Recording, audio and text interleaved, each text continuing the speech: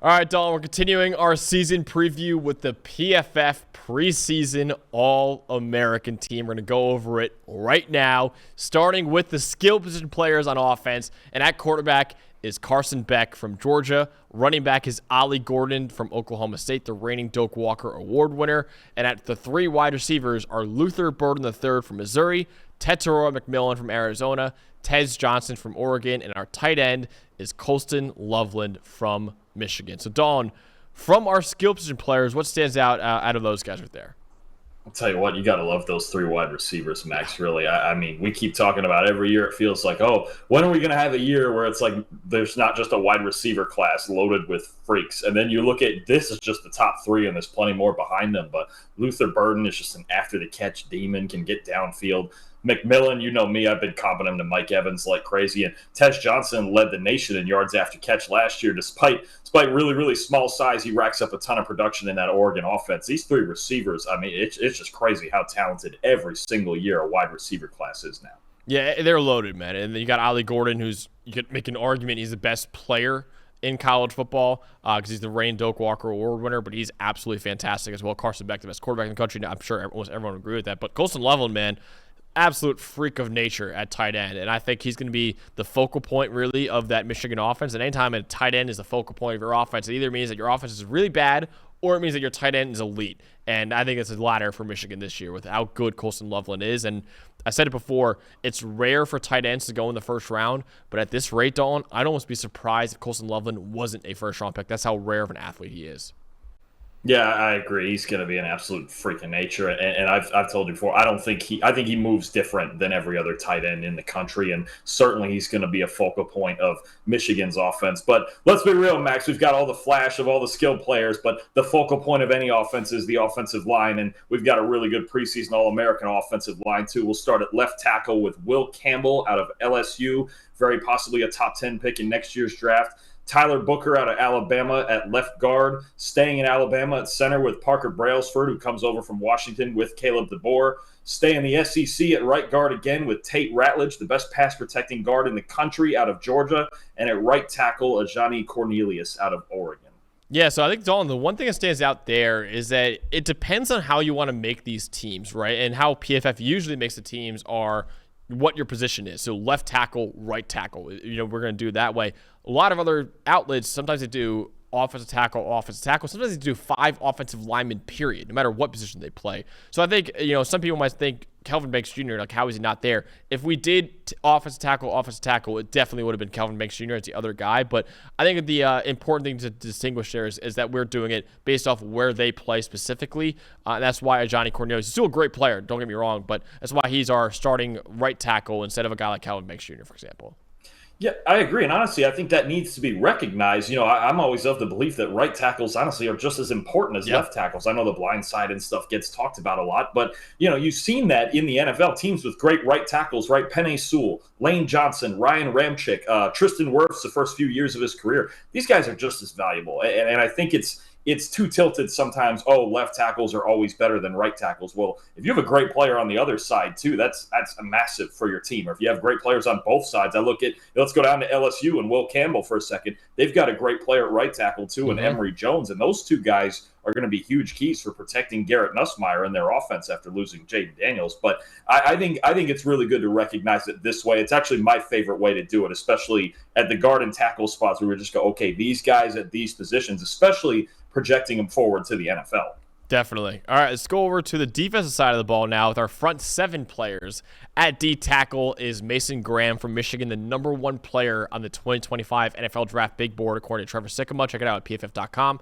Other D tackles, a guy that we actually interviewed, Deion Walker from Kentucky, absolute freak of nature. Another freak of nature at edge defender, James Pierce Jr. from Tennessee, the best pass rusher in college football. Another edge, Nick Scorton, transferring to Texas A&M from Purdue, and the 2 linebackers are Howard Perkins from LSU and Barrett Carter from Clemson. And Dawn, just looking at that list right there, you've got absolute freaks in that front 7 right there. You've got freaks in that front 4. I mean, look at those 4 guys could all go in the top 10 or 12 of the draft. You talk about Mason Graham, I think one day is going to be a top 5 or 10 defensive tackle in the entire NFL. They don't make him like Deion Walker at 6'6" and 350 like he was last year, leading the country in pressures.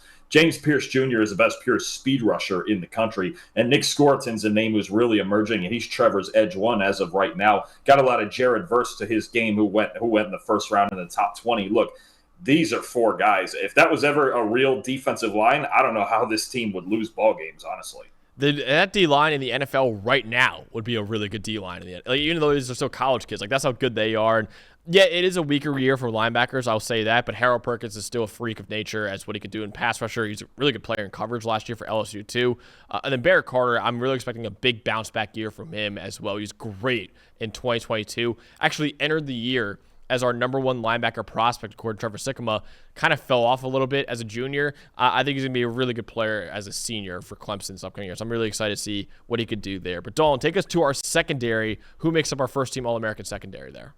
Some super, super talented guys, and we'll start with the national champions in Michigan with Will Johnson at one outside corner spot and go to Notre Dame for the other one, and Benjamin Morrison. Look, these two guys could both go in the top 10 in next year's draft. Move to safety, then you've got Caleb Downs, a true sophomore who was great at Alabama last year in his true freshman season, transferring to Ohio State, and down to Georgia for Malachi Starks as well, who could be the first safety taken in next year's draft. And the flex spot, we went with a slot corner here, the best slot corner in the country, and Sebastian Castro from Iowa, really fundamentally sound football player in the run and pass, and pretty by a wide margin the best slot corner in the country. So just a spectacular secondary here, all guys who are going to be really, really high draft picks one day.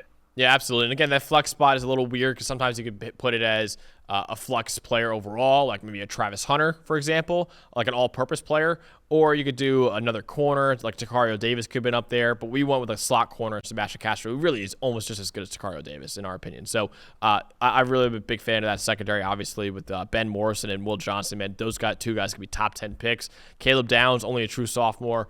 He's probably going to be a first-round pick in 2026. And then Malachi Starks, it's rare for safeties to go in the first round, but with how good he is, I'd be surprised if he's not a first-round pick in 2025 as well. So really, really good secondary there. And, of course, we're not forgetting about the special teams. Let's go over our special teams right now. Our kicker is Graham Nicholson, transferring in from Miami of Ohio to Alabama. And Alabama also has the best punter in the country, Dalton, with James Burnip. Our return specialist is the electric Zachariah Branch at USC. And, of course, our long snapper is Will Haukyard from Northwestern. But Dawn, you have been all over Graham Nicholson for a very, very long time now.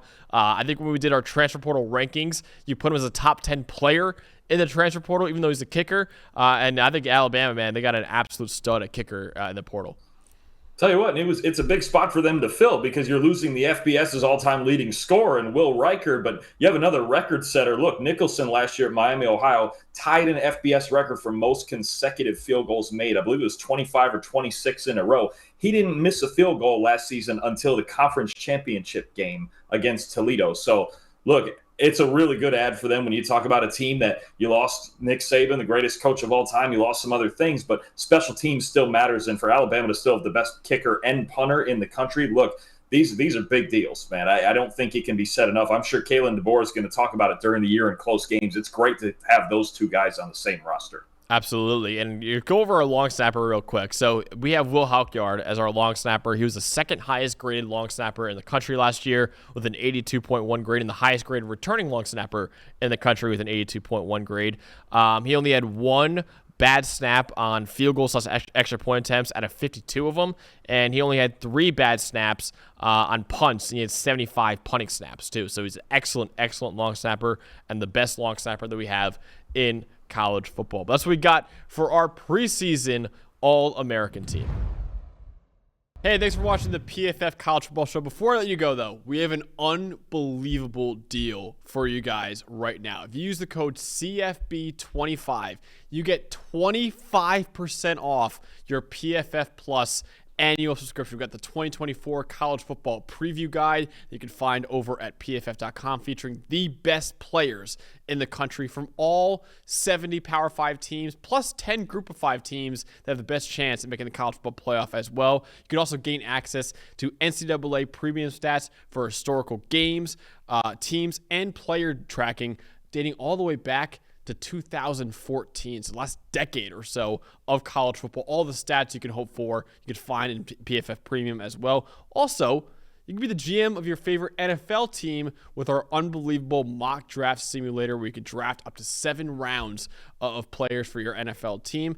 And if you want to dominate your fantasy league, you can do that as well using the best fantasy tools on the planet. All of that and more with your PFF Plus annual subscription, which you can find for 25% off right now with the code you can find in the description.